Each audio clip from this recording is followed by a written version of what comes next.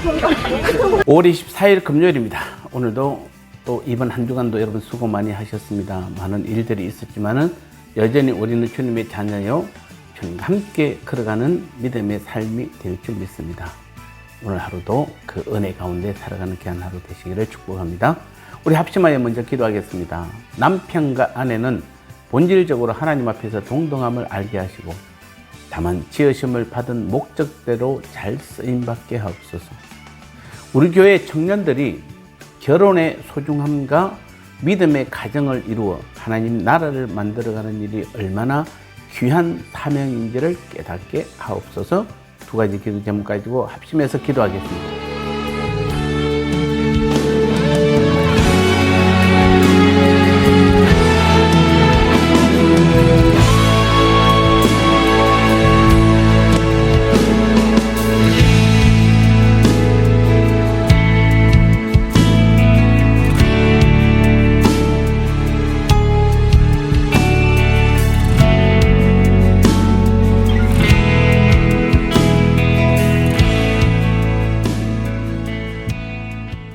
말씀 나누겠습니다. 오늘 제목은 아내들아 남편에게 복종하라라는 제목입니다. 골로새서 3장 18절 말씀에 아내들아 남편에게 복종하라 이는 주 안에서 마땅하니라. 아멘. 아내의 가장 아름다운 미덕은 남편에 대한 순종입니다. 오늘 본문 보니까 아내들아 남편에게 복종하라 이는 주 안에서 마땅하니라. 자, 이 말씀을 얼핏 보면 마치 가부장적 자세에서 아내의 일방적 복종을 명령한 것처럼 보여서 많은 사람들의 오해를 사고 있는 말씀이기도 합니다. 그러나 바울은 분명히 주 안에서라고 말하고 있습니다. 왜냐하면 주 안에서는 남자나 여자나 자유인이나 종이나 아무런 차별이 없으며 동등하다고 분명히 선언하고 있기 때문입니다. 그러면 오늘 본문의 성경적 의미는 무엇입니까? 먼저 복종하라는 말의 헬라어는 원래 군대 용어로 계급대로 정렬하다라는 의미를 가지고 있습니다.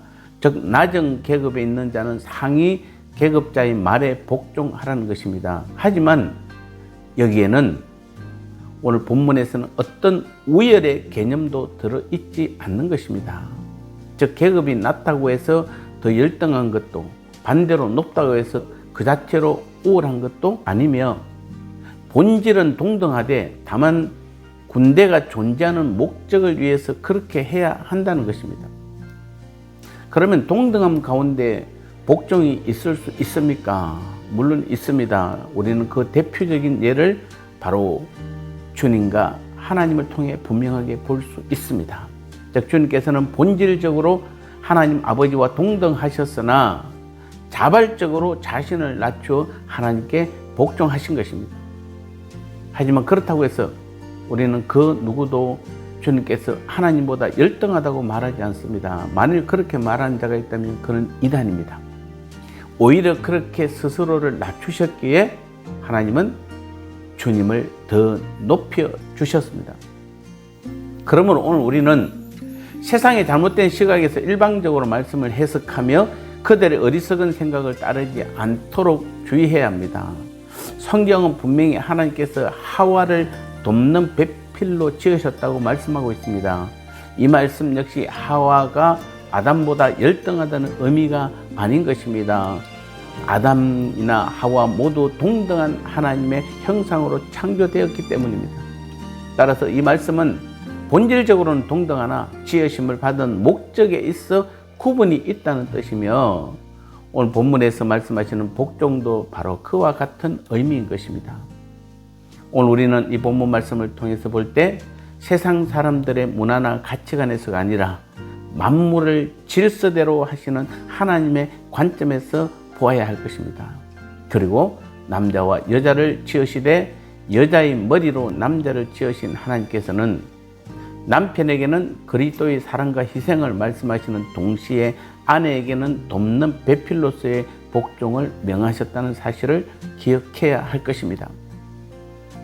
그렇다고 해서 무조건 요즘처럼 아내가 무조건 위로 올라가고 남편이 또 밑으로 내려가는 그런 개념의 어떤 차원이 아니라 아내와 남편은 각각의 역할이 따로 있다는 것입니다. 그래서 아내들은 교회가 그리스도에게 하듯 남편의 뜻을 존중하고 따름으로써 선한 협력자가 되어 함께 하나님 나라를 이루어가고 하나님의 뜻과 계획을 이 땅에 이루어 나가야 하는데 귀하게 쓰임 받아야 될 줄 믿습니다. 나눔의 시간입니다. 아내들이여 남편에게 복종하라는 말의 진짜 의미는 무엇인가요? 남자와 여자를 지으시되 남편에게는 주님의 사랑과 희생을, 아내에게는 돕는 배필로서의 복종을 명하셨다는 사실을 기억해야 할 것입니다.